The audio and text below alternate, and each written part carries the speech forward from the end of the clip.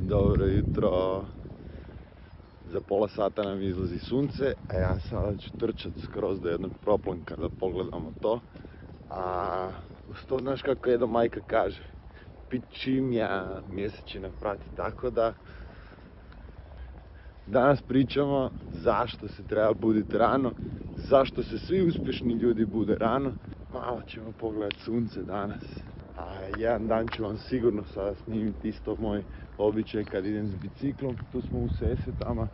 Pogledaj kako je ovdje lijepo. Sredili su nam stazu jedan dio. S obzirom da jedan dio građanstva se samo bavi kretanjem. I bilo je zanimljivo što kad su napravili tu stazu, niko nije šetao.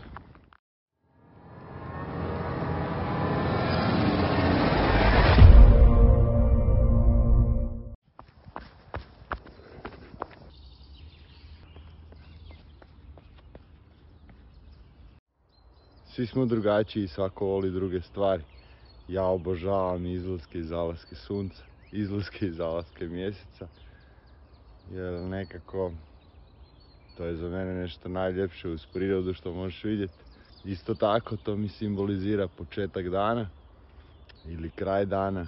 S obzirom da imam dosta dinamičan život i puno stvari mi se dešava. To me uvijek posjeti da živimo na okrugloj planeti, da je ono tamo sunce koje je fakat daleko i da smo skroz bezvredni i da jednog dana ovaj život završava. To me uvijek posjeti na to. Jedina sigurna stvar je da ćemo svi umriti. Ako si toga svjestan, onda nećeš trošiti vrijeme na nekakve gluposti u životu. Nikako. Gledaj evo, mislim.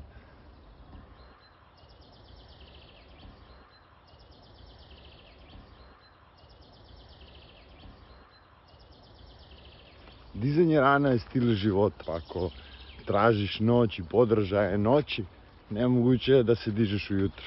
Drugačiji lifestyle, drugačije stanje duha, drugačije vrijednosti, hobi, interesi, apsolutno sve je drugačije. U onom trenutku kad se počneš dizati rano, onda je to nekakvih 5 sati. Mene diže između 4 i 5, ne dižem se sa budilicom. To sam izbacio, ne sviđa mi se ideja da me neka šamarčina udari ujutro kad se probudim. Ali vidi ovo. I uglavnom, ako to usporedimo sa nekakvih 6:30 ili 7, ti si tu dobio gratis sat i pol. E sad, šta si tu dobio, a šta si izgubio? Izgubio si eventualno večernji termin od nekakvih 10 do pola 12 ili ima ljudi koji idu u 12, pola 1 spavat pa se ujutro dižu na budilicu i onda su uvijek u deficitu za spavanje. To kroz period vremena i po znanstvenim studijima je održivo dosta dugačak period vremena. Ta degradacija sna, svakako umor ćete kad tad stići, ako ništa u interesima, hobiju, generalno energiji za dan. I zato je bitno da imate taj svoj san koji je dovoljan da možeš raditi na optimum, da možeš raditi na nekakvoj normalnoj radnoj temperaturi kao bilo koji stroj, samo smo mi eco-friendly stroj. Vidi kako je ovo dobro, gledaj. Ovo je zakon, tako poče dan. U tih sat i pol gratisa koje dobiješ, sigurno nećeš upaliti televiziju i gledat, ali ako ih hoćeš, bolje ju je gledat ujutro nego neposredno prije spavanja. A možeš odraditi sve one super stvari koje ti svi časopisi govore, youtuberi, instagramuše, svi oni super cool savjeti kao vježba, hrani se zdravo, ima hobije, ima šta god hoćeš, jer to je tvojih besplatnih 90 minuta u danu. Tih 90 minuta možeš iskoristiti za sve. Ja osobno radim jutarnju rutinu i jako lijepo doručkujem. Imam vremena da izgrlim sve svoje prije nego krene dan, jer često se desi kad uđem u dan, posao me pojede i ne dođem kući skroz do nekakvih večernjih sati i zato to jutro mi je bitno da dam svojim curicama, sinu i ženi taj elan ljubavi i radosti koji je potreban da čovjek starta u dan dobro. Jer pripadnost je najviši stupanj zajednice, a da bi pripadao negdje moraš to pokazati na svim razinama postojanja. I emocionalno, i tjelesno, i misaono, kroz inspiraciju, interakciju, objašnjenje, mentorstvo. To si ti, to je tvoja uloga u ovome svijetu. Ako ju shvatiš tako, ako ju ne shvatiš tako, onda živiš napamet, udaraš svaki dan ono što ti dođe na red i život prođe i di si bio, šta si radio, šta si doživio, ono što ti je slučajno došlo. A ako izazivaš tu sudbinu, kako oni kažu, zakon privlačnosti, a svakako ću ga u budućnosti kao temu obraditi, jer smatram da to nije nikakva imaginarna, izmišljena ili iluzorna stvar, nego je to isključivo fizički zakon materije i energije. Mislim, opet ponavljam, energija je za mene nešto što ide od A do B, a nije vidljivo okom. A nekada je i vidljivo okom. Sam se raspričao rano ujutro.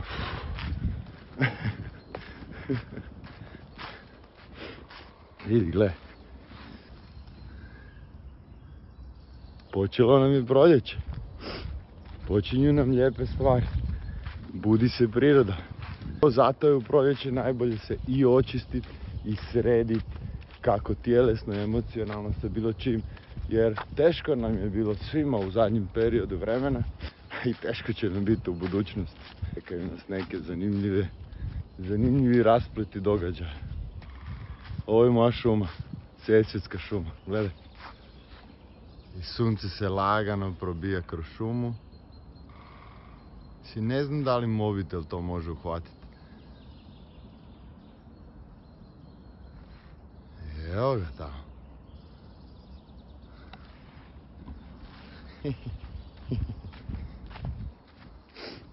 Druga stvar zašto je bitno dizati se ujutro, to je prirodno, ne postoje noćni i jutarnji tipovi, to su takve gluposti da je to čudo.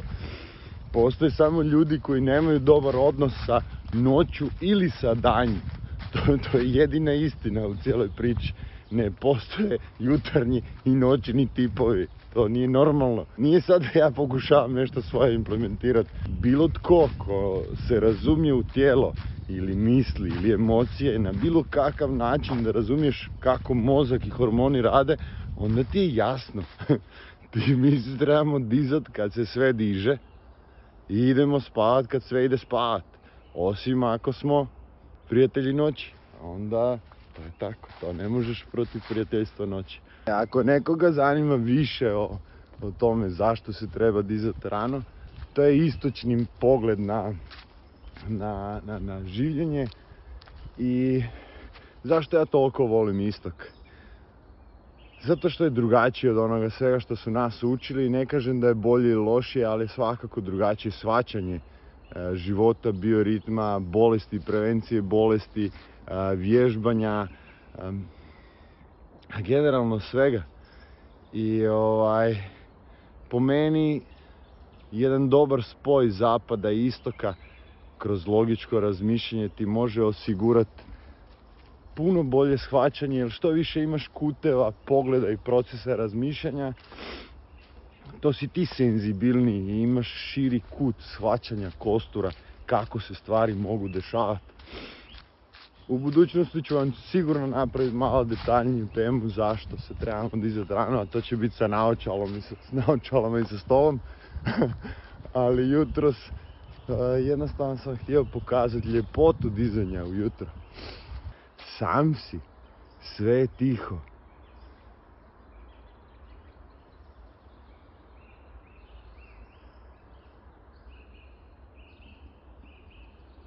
A nisam jutros nikoga sreo. Sesvetama živi 100.000 ljudi. Mislim što to nije smiješno, zamisli. Dobro, s druge strane kafići su se otvorili, hvala dragom Bogu da ljudi malo mogu doći sebi, da se mogu više družiti i da imaju svijest da se ne moraju nalaziti više na benzinskama.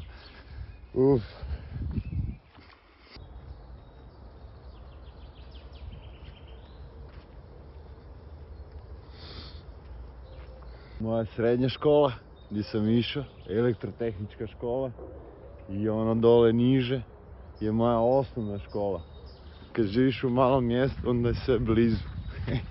Barem je bilo malo mjesto, Sesvete se proširilo za 4 puta u zadnjih 10 godina. Sad brojimo i najveći smo kvart u Zagrebu, a s obzirom da smo najveći kvart u Zagrebu, čisto da vam dočaram, za rekreaciju, za sport i za dizanje kvalitete naših sesvetskih života, ono što mi u Sesvetama imamo je ova staza. I ta staza nisam siguran, ali ću reći da ima 2,6 km. I za trening imamo ovo igralište preko puta. To je to. Mi više nemamo ništa. Dobro, sad možda se stvari promijene. Nikad ne znaš. Kako bi rekli, my time is up. Vrijeme je da se uđe u dan. Vidimo se nedeljom u 7.